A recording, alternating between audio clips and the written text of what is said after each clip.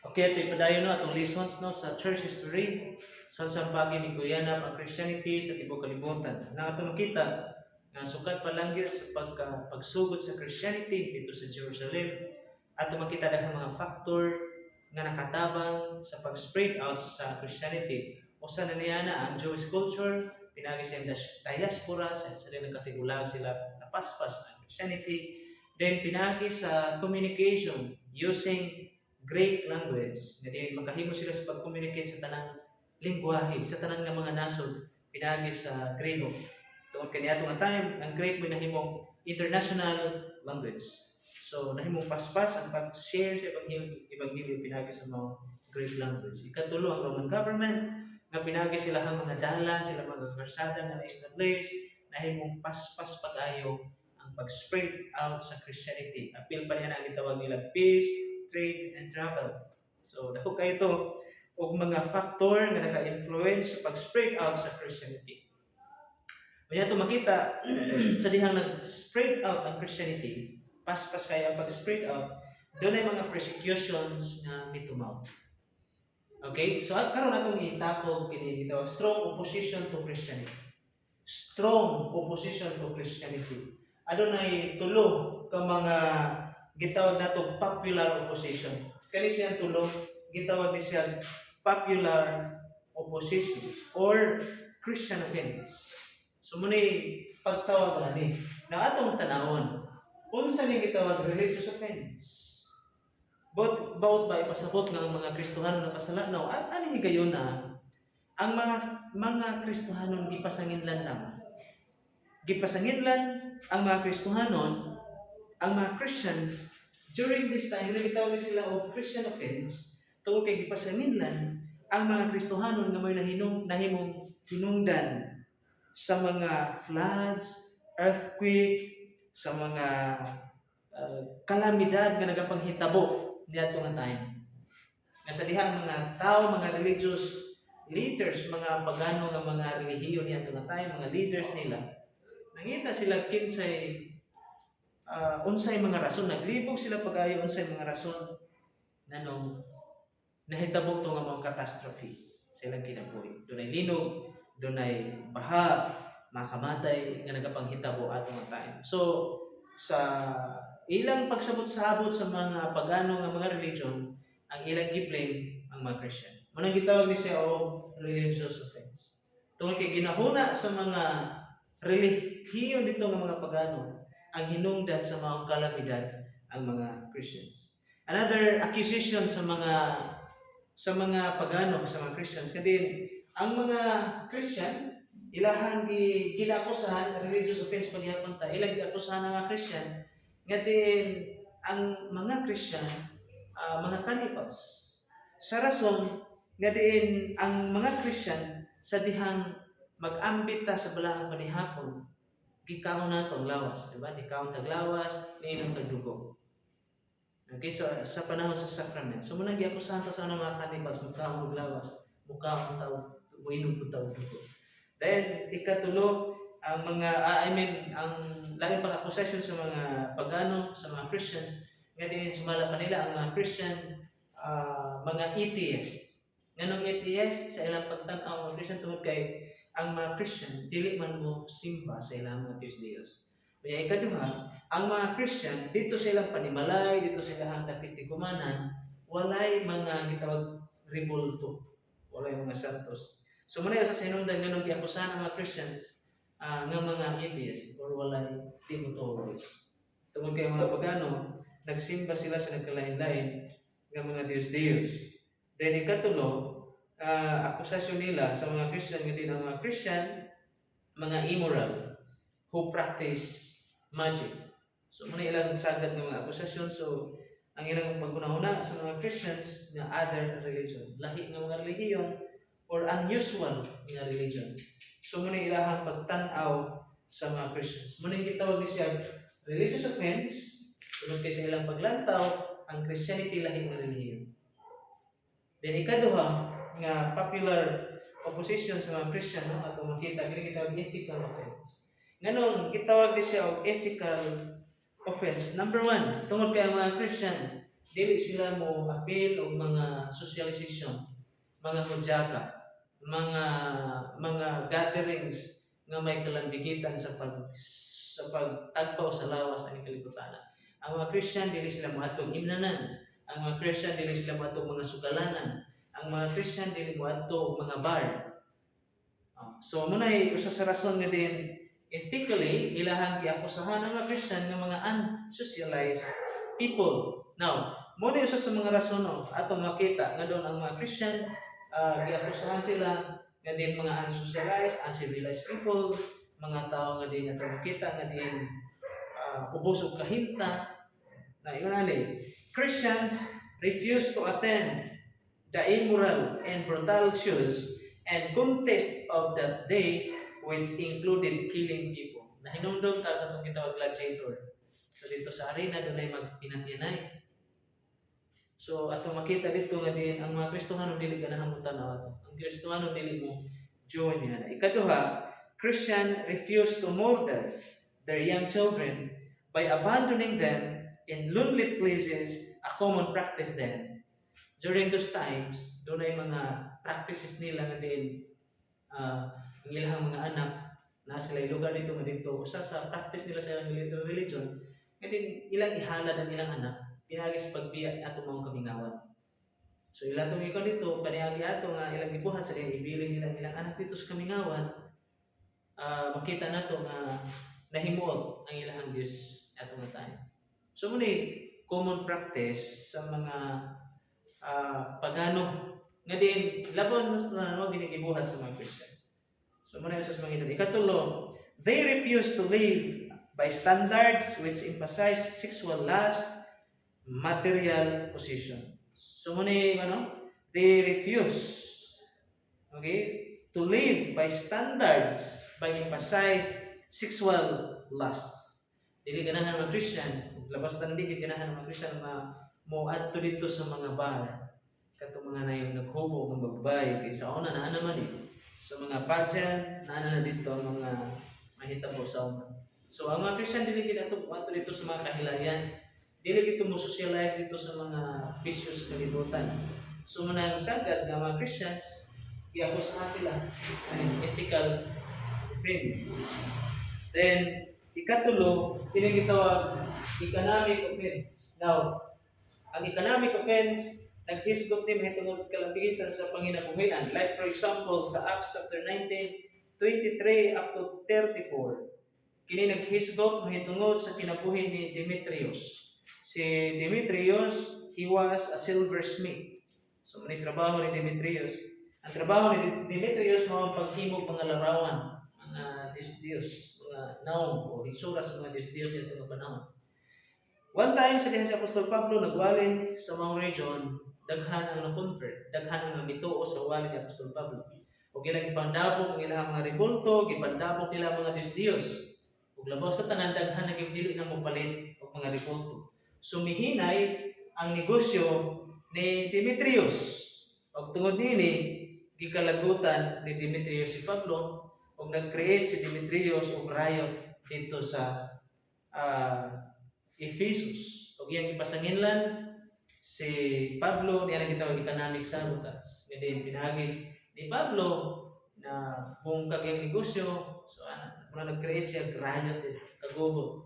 So diha ingon sa niya na bisan sa mga Roman sa panahon sa Roman persecution, sa panahon sa 2nd century ato makita nga muni usa sa mga common accusation against Christian economic offense nga naman katong mga lugar ng mga Christian awa na gyud kung ilang mga negosyo nga dunay kalambigitan sa mga pagano nga religion mahunong gyud sa dihang mga Christian sila. So muna isa sa mga popular o mga tulo ka mga butang nga ilalong sa popular offense or kanang gitawag siya Christian popular position or Christian offense. Now, ato'y padayon lain pang persecution nga na abot sa mga Christian. Kini gitawag intellectual opposition and Christian defense. Intellectual opposition. Kini ato makita intellectual nagahulagway sa mga mga intellect nga tao, sa mga scholar, sa mga philosophers, sa mga dalubhasa nga mga tao niadtong panahon nga diin ilang gi-ridicule, ilang ginayaga-yagaan ang mga Christian. Usa sa mga giatake sa mga intellectual, kini ang authority sa scriptures nang hantod ron ana gani ni. Mutuo man kag Bible hindi mo rin tao. Usa na sa mga remains sa mga persecution sa mga intellectual sa una. Ilang tang gi-question sa authority sa Bible. Ilang gina-question ang Bible. Ilang gina-question ang grace, ang grasya. Ilang gina-question ang new birth. Ilang gina-question ang heaven. Tinuod pagod ganun nila langit. Gi-question nila hell and eternal life. So muna yung mga di-atake sa mga intellectual, sa mga utukan, sa mga mga bright kayo ng mga tao niadto nga panahon.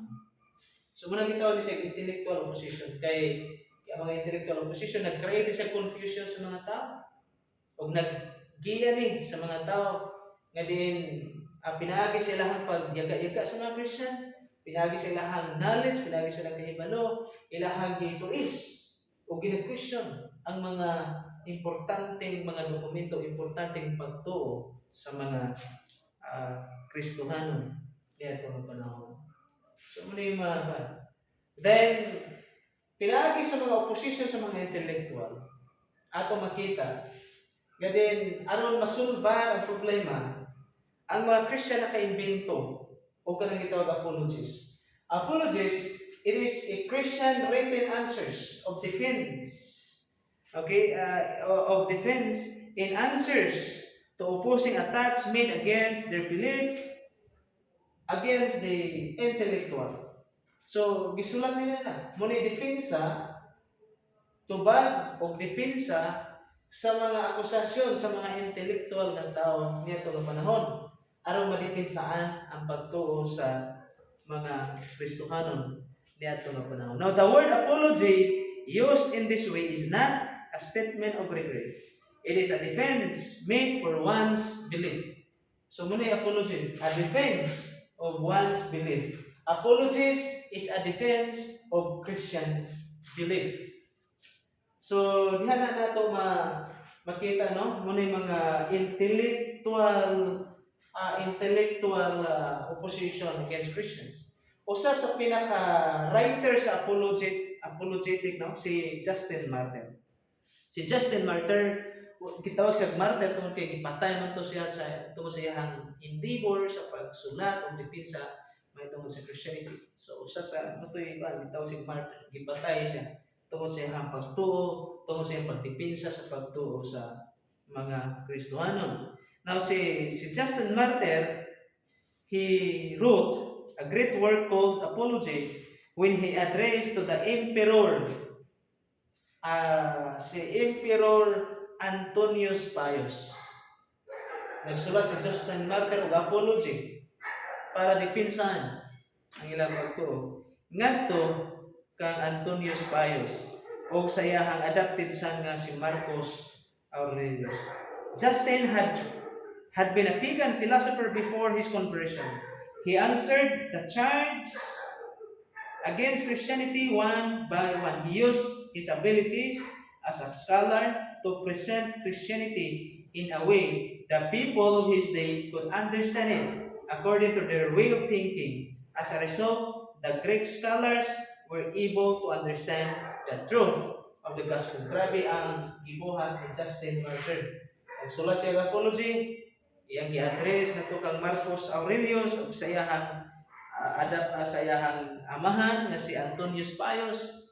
Iyang gidipinsahan ng Christianity o nga pinaagi siya ang sulat na himong nakumbinsi o mituo ang uban ng mga Greek philosophers niya tumatay. Nagamit yun ang background ni Justin Martyr na kaniya sa siya ka mga usapod siya sa mga scholars o niya itong panahon. So ato makita mo nino ang gitawag intellectual opposition tungod kay kini siya nga grupo mga educated, highly educated nga mga tao niya itong panahon. Ilang i-question ang pagtuo sa mga Kristohanon. Then, in response, ang mga Christians nagsulat og defense na gitawag og apologies. Now, mo proceed ta sa official Roman government persecution. Makita nato nga din sa mga miagi dili pa kayo organize ang persecution sa mga Roman, no? Dili pa kayo organize. But during this time, gitawag na siya official Roman government persecution against Christianity. Doon ay mga rason, no? Now, muna yung isa sa mga rason. Ngano ang mga Roman government, ilan yung giluto sa mga Kristiyano, ang gobyerno na mismo mo dumalas pagluto sa mga Christians. Tungod ani, Christians would not worship the emperor.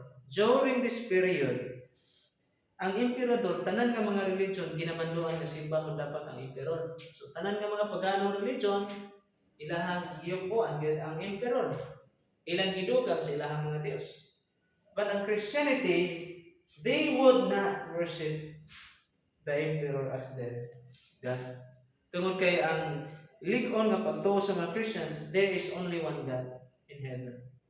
Yan, dili ta allowed mo yung bisang tao. Yes, matuod si Pablo nag-auhag sa Romans chapter 13 nga magpailalo nga resultado sa mga namunuan. Apan wala na magpasabot, si Pablo wala magpasabot nga musimba tag emperor. No, wala. Muna dili kita mo uyon yan. Muna ang Christian sa wa nila gisunod ang kamanduan nga simbahan nila ng emperor. Bahalag mamatay sila. Willing ang mga Christian nga mamatay, basta kay importante nila nga din lang gid nila i-deny ang ilahang pagtuo. Now, doon ay usa ka tao, Bishop of Smyrna. Kini si Polycarp of Smyrna. He was a bishop in Smyrna. At makita nga din, this bishop exhibited his strong belief in God. His principles, makita nga bahalag mamatay siya. Di kiniya i-deny ang iyahang pagtuo dihatang Jesus Christ. So si Polycarp ato makita nga din gidakop siya nya gihatagan og warning nga kung i-deny nimo Jesus Christ, mabuhi ka apan kung magpabilin ka sa imong pagtuo, mamatay ka. Tanaw ang sa response ni Polycarp. Nang matod pa ni Polycarp, 86 years have I served him, and he hath done me no wrong. How can I blaspheme my King who saved me? Nakita natin, no? 86 years have I served him. 86 yung nag-service sa Ginoo. And then matod pa niya, ang Diyos walay nahimong dautan sa kong kinabuhi. Sama man ako pag-deny, sama man ako pagtunglo ang akong hari na may nagluwas ka na. Sumunod statement ni Polycarp. Unang wala, yun siya wala niya i-waver ang iyahang pagtuo. Bahala kung mamatay siya. So, wag siya mahadlok. Now, muli sa mga hinungdan, nga officially, ang mga Christian ginalutos sa Roman government. Number one reason, because Christians will never worship the emperor. Now, ikaduhang mga rason, ang mga Christian, una na, nga gipasangillan. Una na nga gipasangillan ang mga Christian nga diin mo'y nahimong hinungdan sa mga kalamidad. O ang Roman government sa dihang ang ilahang pang-imperyo niya itong time, ang Roman Empire niya itong time, hinay-hinay lang nga nagabagsak o sa dihang ilang istadihan pag-ayo ang ilang ekonomiya nga nung nabagsak, ang ilang power, ang ilang influence nga nung hinay-hinay silang nabagsak. Din atong time, ilang i-celebrate ang 1,000 year anniversary. 1,000 year anniversary sa founding anniversary sa Empire of Rome. Ila i-celebrate. So 1,000 years. So ani nga time, murag nakita nila ang paglusno sa kagamhanan sa Roma. So usa sa ilahang mga giblame ang mga Christian. Sa dihang ilang giblame nga mao'y ang Christian may hinungdan nga nung hinay ang Empire sa Roma, muna ilang ginalutos. Now, pinaka-pag-iitan na naglutos sa mga Christian kini si Decius. Nitong AD 249. Abot sa AD 251. Pila ka years? 49, 51. So 3 years. 3 years niyang grabe nga persecution sa mga Christian. Ani nga time. Now, mimando si Kuan. He decided to attack the supposed cause, Christianity. The Roman government prepared a decree, pinanguluhan ni Decius, a decree that required every Christian to deny his faith or be subject to extreme penalties, including death. The first widespread systematic attempt to destroy Christianity began along with a plan to restore the former power of the empire. So nga nila itong giluto sa mga Christian, nga nung mimando si Decius, nga din ang mga Christian, kinanglang ilimod nila ilang pagtuo, kinanglang muhunong sila silang pagtuo, dili sila muhunong, lutoson sila, bilanggoon sila, pwede pa sila natong patio. Kundi gid sila mutuo. Kinanglang muhunong nun yun. Para i-restore nila ang ilang plano aron ma-restore pagbalik ang kabantog sa imperyo sa Roma. Rome was not successful in restoring the glory of its empire, and the government's persecution gradually declined. Padayon, wag sila may successful, nahimong nagpadayon gihapon ang pagka-us-us sa power sa Rome. After 50 years later, sumuning sa AD 300, pinanguluhan ni Diocletian, mas ni worse, mas ni grabe pa ang sistema sa persecution, mas ni grabe pa ang ilahang pagluto sa mga Christian. Ang tanawa, pinagi ni Emperor Diocletian ordered that the destruction of the church building and the death of Christian who would not deny their faith. So mas grabe ani nga time, di ba? Guba ng mga simbahan, di ba? Sunog mga simbahan, dayong patyon gyud ang mga Kristiyano nga dili mo deny sila ang pagtuo. So grabe na ang persecution ani. So dinhi imo makita nga din ani nga time ang mga Christian nagtago-tago na gid sila. Nagtago-tago na sila tungod kay mga gathering places nila, mga churches nga ipangtungkol niya nga time, ginasunog naman, ginaguba naman, pinanguluhan. Pinagi sa mando ni Emperor Diocletian. So ani nga time, so gitawag ni siya o official Roman government tungod kay mismo ang gobyerno sa Roma na gyud. Pinanguluhan ni duha ka emperador, no? Ni Decius, kini si Diocletian. Diha ni worse. Muna gitawag ni siya official Roman government persecution. Organized or systematic persecution na gyud against sa mga Christians.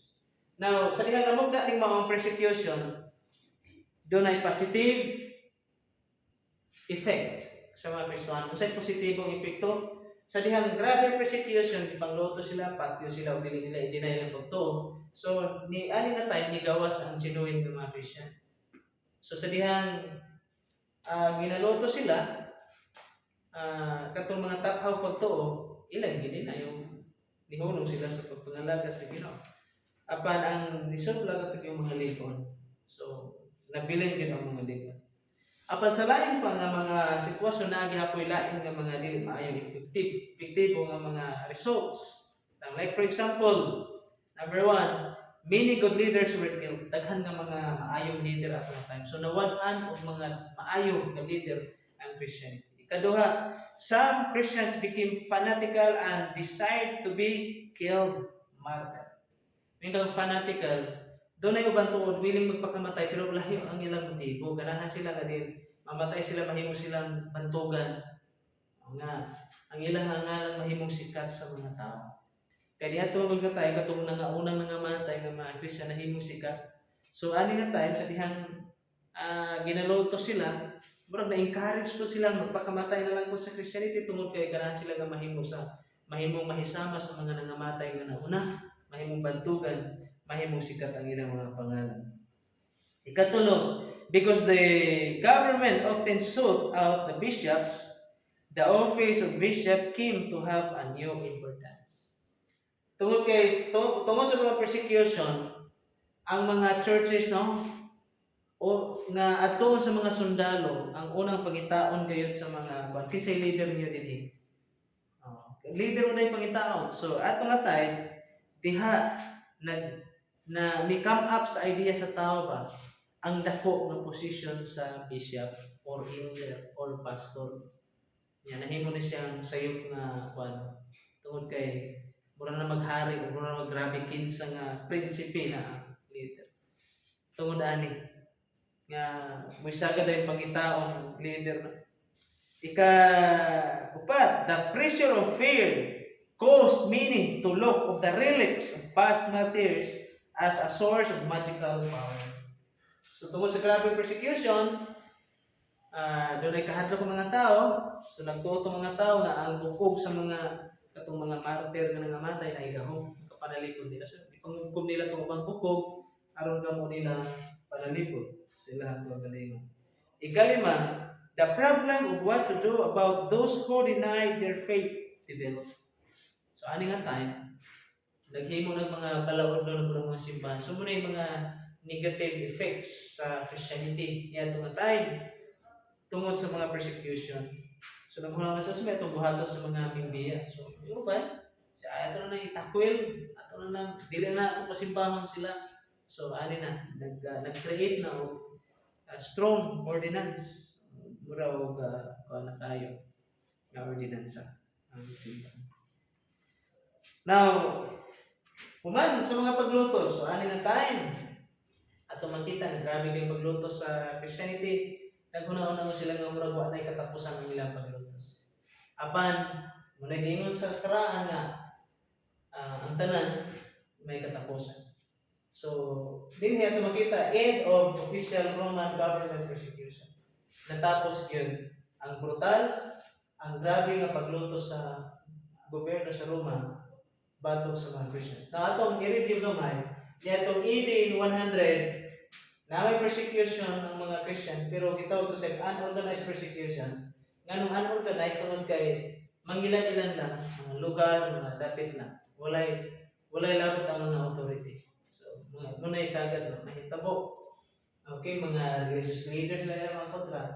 Apa niya itong 200 AD, the attempt to completely destroy Christianity. Nangandoy sila no, nga ilahang ikuan. Government to destroy completely Christianity as a way to restore the glory of the empire of Rome. Apa niya itong AD 300, this is the end of the Roman government persecution. Hindi natapos ang mga paglutos sa Roma. Na ato makita, saan paagi natapos ang persecution sa Roma. Now, ato makita nga din ang Roma na encounter sila o kanang gitawag civil war. Kali ng ilang mga ginsakupan at away-away. Yan itong time. Then usa na niini, doon ay usa ka soldier naginganlang og Constantine na nangandoy sila sa iyang galingon nga mahimong usa ka ruler of Caesar sa Empire of Rome. Now sa dihang nakik-away siya sa iyang pagkasundalo dalan sa mga gira gisamutan, nakakita siya og vision. Kaya naunod siya ang vision kini gitawag the flaming Christian cross on its front. Nakakita siya og kalayo nga cross. Then matod pa niya, the vision carried the message. Na kaning maong vision niya nakita, doon ay mensahe.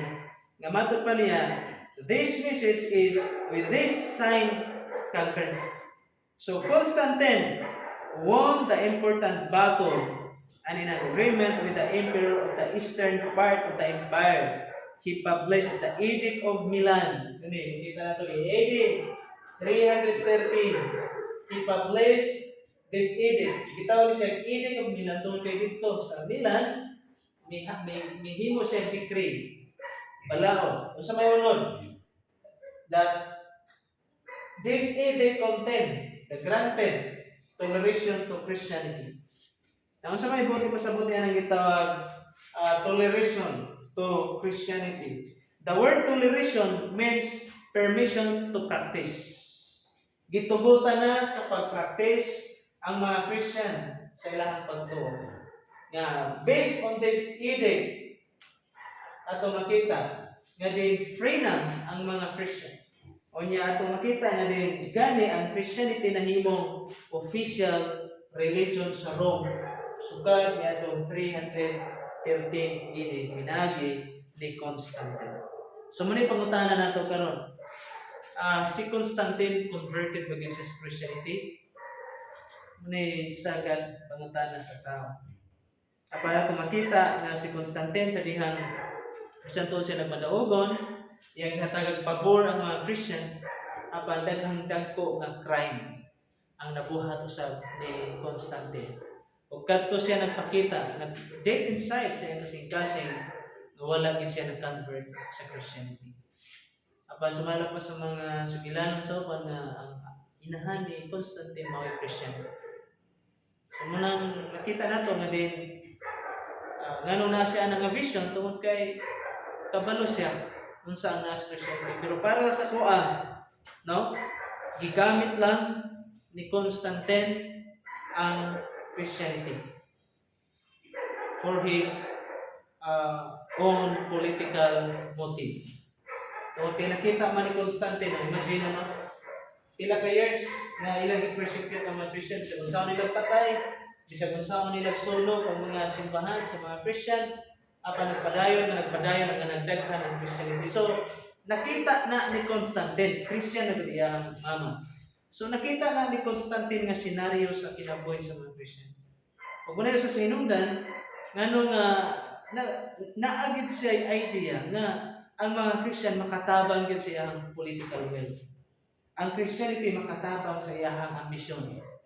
So, muna sa latod na pagkasulti, iyang gigamit ang Christianity aron nga magmadaogon. Makita nimo nga nagmadaogon gyud si Constantine sa iyang mga plano. Anya niadto pug time nag-uso na tong kubol-kubol burang tatong cross. Gihimutin niya ng laning. Atod karon ay mga laning-laning niya. So diha na to makita no sa development sa pag-erupt sa mga Christian. Ato makita. Dahil samtang sila nagkadaghan nga bisan sa mga paglutos kung mayroon silang kinabuhi, nagkadaghan na diablo ng Christian. Yeah, finally, pag-abot itong 313 AD, doon na gitawag Edict of Toleration na. Doon na sila freedom to practice their religion. So, ano na tayo, makita na to within ang mga Christian, pray na sila. Ang doon ay pinaka-danger na nagapangitabo sa Christianity, ano na tayo. Tungod kay ang mga Christian, sa dihang wala na gitawag outward persecution, ang problema, ang inside sa church. Ang church na mismo, doon na may problema diya sulod. So munang paingon na sila nato sa corruption. Lahi na po ang chapter, ang problema nga ginatubang sa Christianity. Okay, so sunod mo nato i-discuss saan paaging handle sa Christianity, sa mga early believers, ang mga challenges. So next, proceed sa chapter 2 na dinhi ato makita Christian belief and practice challenge. So mga Christian belief, mga pagtuo sa mga Christian. Okay, so dinhi nato i-end ang ato ang lesson 1. So next meeting we will proceed to lesson or chapter 2 sa church history. God bless.